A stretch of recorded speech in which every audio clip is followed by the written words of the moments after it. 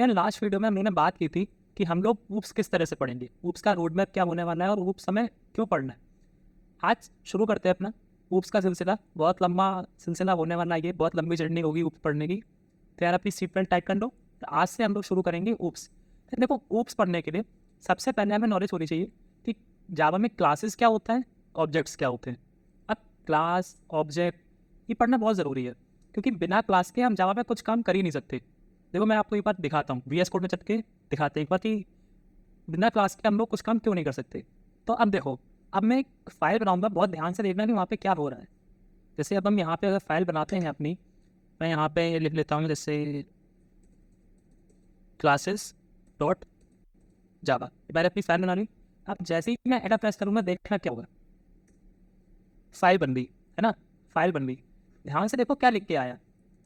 ये हमेशा लिख के आना था, लेकिन हम लोग इसे इग्नोर कर देते थे। अब आज इसे समझेंगे कि आज ये क्या है।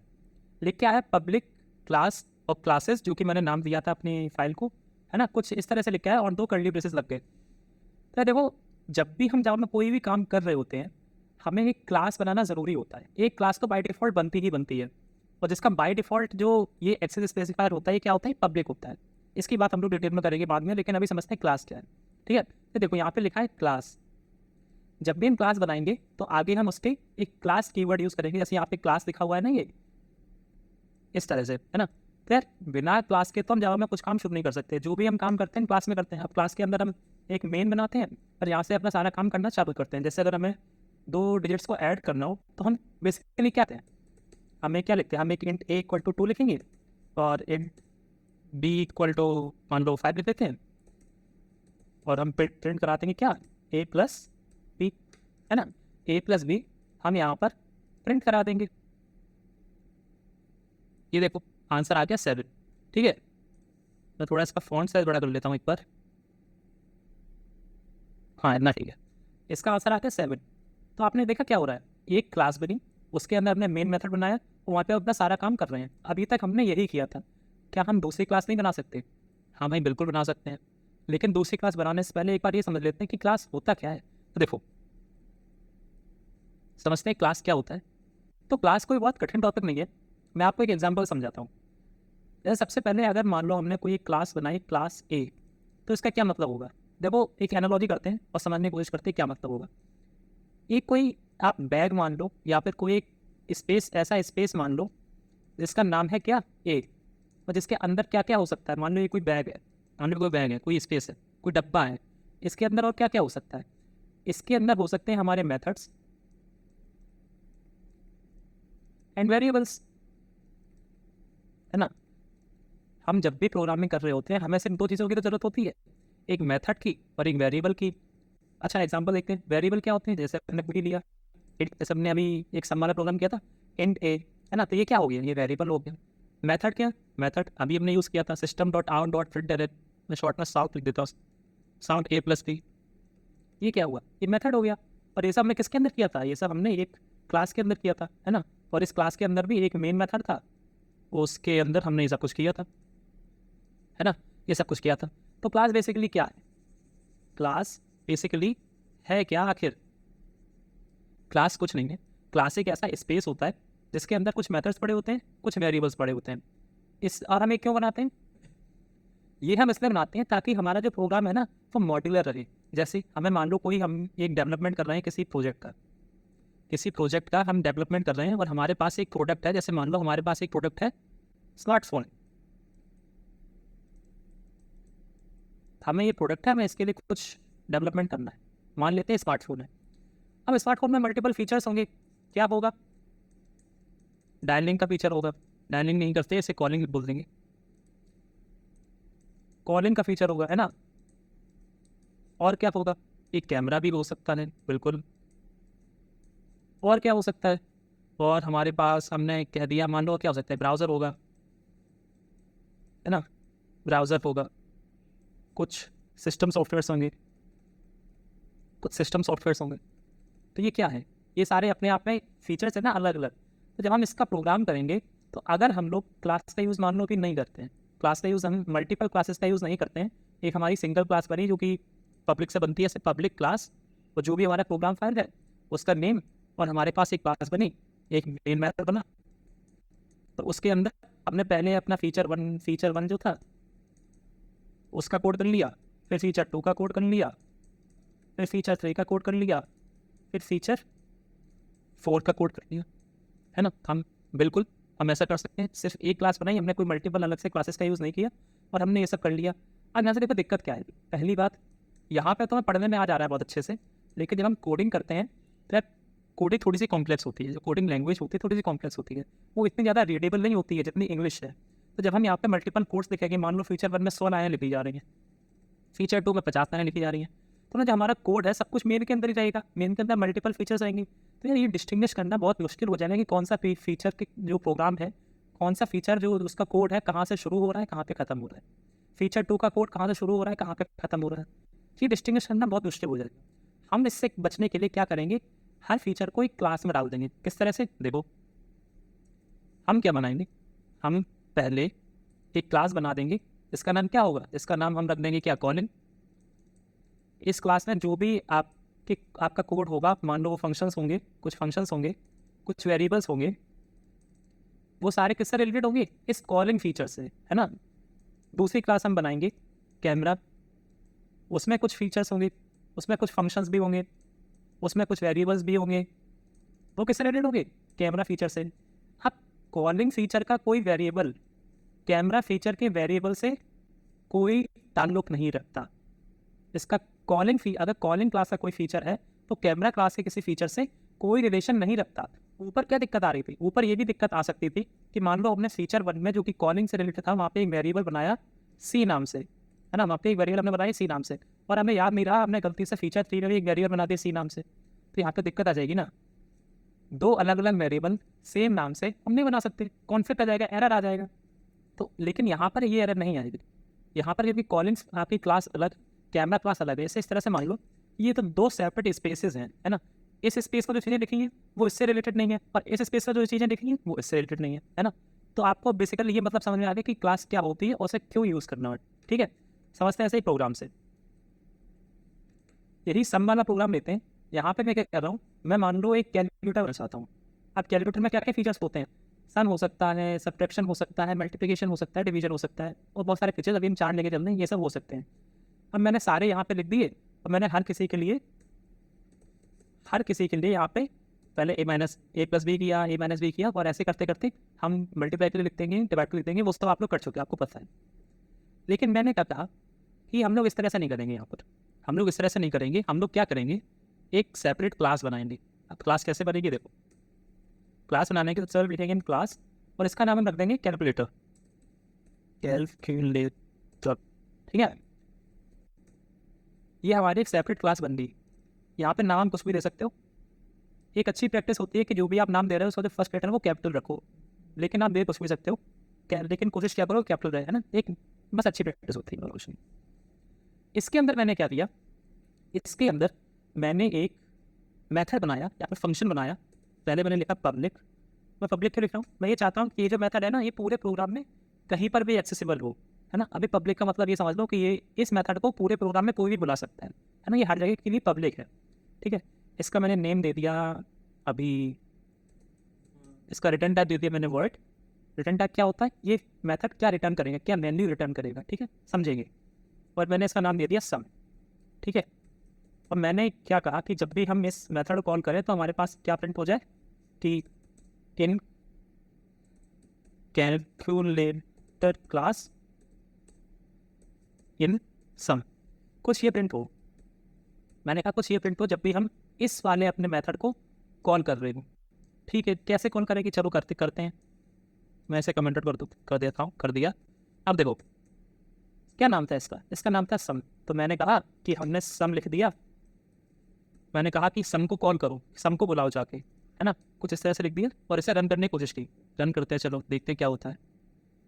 यहाँ पर एरर आ गई। यहाँ पर इसने कहा कैन नॉट फाइंड सिंबल सम। यार ये क्या बात हुई, मैंने कहा सम, और इसने कहा कि मुझे तो पता ही नहीं चल रहा है सम है क्या भाई, मुझे तो पता नहीं चल रहा है सम क्या है। अब इसे कैसा पता चलेगा, देखो यहाँ पे क्या हो रहा है। मैंने आपको थोड़ी देर पहले बताया था कि अगर दो क्लासेस होती हैं तो वो उन दोनों के जो भी अंदर जो भी चीज़ें लिखी हुई होती हैं वो आपस में रिलेटेड नहीं होती हैं, है ना। जैसे यहाँ पर जो ये पहली क्लास है इसका नाम है क्लासेस, है ना, और जो ऊपर हमने क्लास बनाई है इसका नाम है कैलकुलेटर। अब क्लास के अंदर अगर हम कहें कि सम को बुला लो, तो यार इस क्लास के अंदर तो कोई जानते ही नहीं है कि सम कौन है, वो तो कैलकुलेटर क्लास के अंदर पड़ा है। तो हम कैसे बताएं अपनी क्लासेस वाली क्लास को कि आपको जो सम बुलाना है वो कैलकुलेटर क्लास के अंदर है, वहाँ से उठा के लाओ उसे। तो इस चीज़ के लिए जब हमें बताना होता है कि हमें कौन सी क्लास में जाना है, तब हम बनाते हैं एक ऑब्जेक्ट। बात समझ में नहीं आई? देखो समझते हैं इस बात को, समझते हैं इस बात को, एक एनालॉजी करते हैं, समझ में आ जाएगी।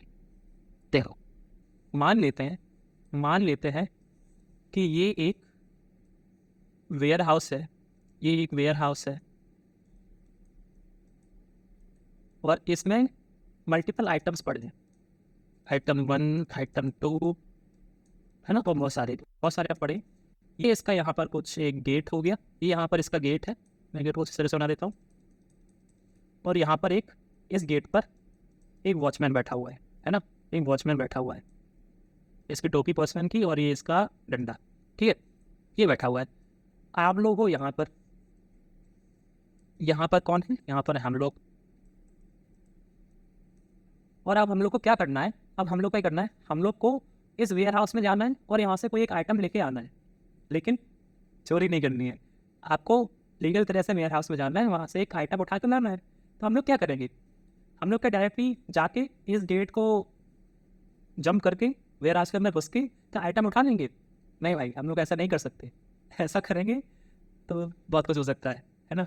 हम लोग क्या करते हैं, हम लोग यहाँ पर आएंगे, हम लोग यहाँ चलते चलते वॉचमैन के पास जाएंगे, इससे करेंगे कि अंदर जाके एक आइटम 3 नंबर का आइटम है, वो वाला उठा के हमें दे दो, है ना। तो ये वॉचमैन क्या करेगा, अभी वॉचमैन हमें बताएगा कि 3 आइटम कहाँ है, 3 आइटम यहाँ पे पड़ा हुआ है।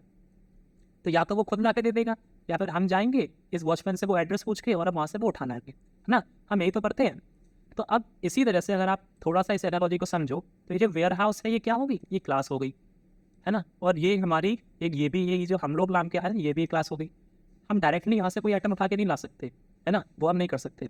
हम क्या करेंगे, हम पहले वॉचमैन के पास जाएंगे, वो हमें वो आइटम देगा। अब यहाँ पे वॉचमैन क्या है, प्रोग्रामिंग लैंग्वेज में वॉचमैन को हम बोलते हैं क्या, ऑब्जेक्ट। वॉचमैन को हम क्या बोलते हैं, ऑब्जेक्ट। तो हमने क्या किया, अभी हमने सिर्फ क्लास बना दी थी और हम आइटम वहाँ से उठाना चाह रहे थे, लेकिन हम ऐसा नहीं कर सकते, हमें उसके लिए एक वॉचमैन की जरूरत होगी। चलो वॉचमैन बनाते हैं अपना। देखो वॉचमैन कैसे बनाएंगे, मतलब ऑब्जेक्ट कैसे बनाएंगे, देखते हैं। यहाँ पे मैं लिख देता हूँ कि ऑब्जेक्ट, ठीक है। अब देखो सबसे पहले हम लिखेंगे कि ये जो वॉचमैन है हमारा, ये कौन सी क्लास पर खड़ा हुआ है, कौन सी क्लास है हमारी, कैलकुलेटर, ठीक है। वॉचमैन का नाम क्या है, मैंने कहा कैलसी रख दो, वॉचमैन का नाम क्या है, कैलसी रख दो। देखो तो वॉचमैन छोड़ते हैं, अब टेक्निकल लैंग्वेज पे आते हैं कि ऑब्जेक्ट क्या होता है। ऑब्जेक्ट आपका वो जो पूरी क्लास है ना, उसका एक टेम्पलेट होता है, ये जो ऑब्जेक्ट है ये कुछ मेमोरी स्पेस देता है। मेमोरी स्पेस क्यों ले रहा है, क्योंकि उस क्लास में कुछ मेथड्स होंगे, कुछ वेरिएबल्स होंगे, वो किसी न किसी मेमोरी पर काम कर रहे होंगे, तो ये ऑब्जेक्ट भी वही मेमोरी ले रहा है। मेमोरी लेने के लिए हम गए JVM के पास, हमने कहा कुछ हम नई मेमोरी हमें दे दो, ताकि वो स्पेस में हम अपना ऑब्जेक्ट बना सकें, जिससे कि हम अपनी क्लास पर जा सकें। तो हमने कहा एक नई मेमोरी दे दो, हमने न्यू कीवर्ड का यूज़ किया, और फिर हमने लिखा कि हमें कौन सी क्लास की मेमोरी चाहिए, हमने कहा हमें कैलकुलेटर क्लास की मेमोरी चाहिए। अब देखो इसका क्या मतलब है, ये थोड़ा समझ लेते हैं इस स्टेटमेंट को। वैसे हम इसे बाद में डिटेल में समझ रहे होंगे, लेकिन अभी समझते हैं थोड़ा सा। हमने सबसे पहले कहा कि हमें किस क्लास पे जाना है, हमें कैलकुलेटर नाम की क्लास पे जाना है, हमें कैलकुलेटर नाम की क्लास पे जाना है, ठीक है। तो हमने लिख दिया कैलकुलेटर, हमने अपने वेरिएबल को क्या नाम दिया, हमने वेरिएबल को नाम दिया कैलसी, ये हमारा ऑब्जेक्ट का नेम हो जाएगा। हमने कहा हमें कुछ मेमोरी असाइन कर दो, वो हमने कैसे कहा, न्यू कीवर्ड का यूज़ करके। और फिर हमने ये कुछ इस तरह से लिखा, क्लास का नेम एंड देन पैरेंथेसिस, इसे हम बोलते हैं कंस्ट्रक्टर, इसकी बात हम बाद में करेंगे, लेकिन अभी आप लोग at this point of time आप लोग इस सिंटेक्स को याद कर लो कि ऑब्जेक्ट क्रिएट हम कैसे करते हैं। सबसे पहले क्लास का नेम, फिर वेरिएबल नेम, फिर न्यू कीवर्ड, फिर कंस्ट्रक्टर क्या होता है, बस वही क्लास का नेम होता है, बस आगे तो ये पैरेंथेसिस और बन जाते हैं, है ना।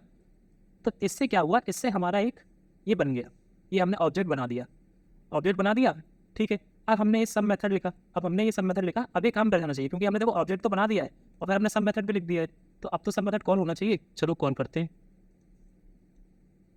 अभी भी दिक्कत, can not find symbol, can not find symbol. अब क्या दिक्कत आ गई? अभी भी दिक्कत क्या आ रही है? हमने वॉचमैन तो बैठा दिया है अपनी क्लास पे, लेकिन हम जब जा रहे हैं ना आइटम उठाने, तो हम वॉचमैन से पूछ के नहीं जा रहे हैं, हम कोई इधर उधर वाली दीवार से फलान के चले जा रहे हैं। ऐसा नहीं करना है, हमें वॉचमैन से पूछ के जाना है। हम वॉचमैन के पास जाएंगे, उससे कहेंगे कि हमें एक सम नाम के मेथड पर जाना है, हम कैसे जाएं? तो वॉचमैन आपसे कहेगा, तो हम लोग ये कैसे कहेंगे? हम लोग पहले जाएंगे वॉचमैन के पास। मैं इस लाइन को कमेंट कर देता हूँ। सबसे पहले हम लोग गए वॉचमैन के पास। वॉचमैन का नाम क्या है? कैल्सी, मतलब हमारे ऑब्जेक्ट का नाम क्या है? कैल्सी।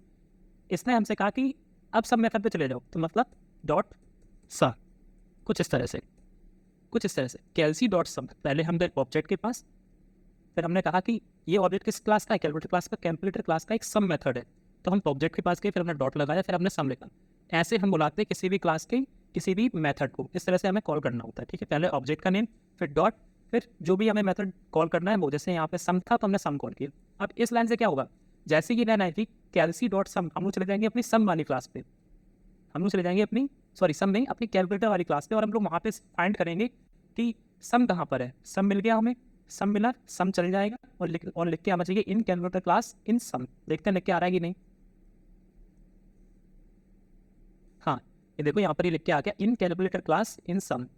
ठीक है, तो आई होप आप लोग ये समझ गए होंगे कि क्लास क्या है और ऑब्जेक्ट क्या है ना। हमने ऊपर क्लास बनाई कैलकुलेटर, फिर वहाँ पे एक मेथड लिखा सम, और वहाँ पे हमने कॉल कर दिया। अब मान लो हम कोई दूसरा मेथड लिखते हैं यहाँ पर, कोई दूसरा मेथड अगर हम यहाँ पर लिख देते, जैसे कंट्रोल वी करके हम यहाँ पर लिखेंगे डिफरेंस, तो हम क्या कहेंगे? इन कैलकुलेटर क्लास इन डिफरेंस। ऐसे कैसे कॉल करेंगे? अब बहुत आसान है, अब आप लोग समझ गए होंगे कौन सी क्लास है ये। कैलकुलेटर क्लास है, कैलकुलेटर क्लास का ऑब्जेक्ट क्या है? कैलसी है। हम पहले लिखेंगे कैलसी डॉट, हमें क्या कॉल करना है? Difference, DIFF।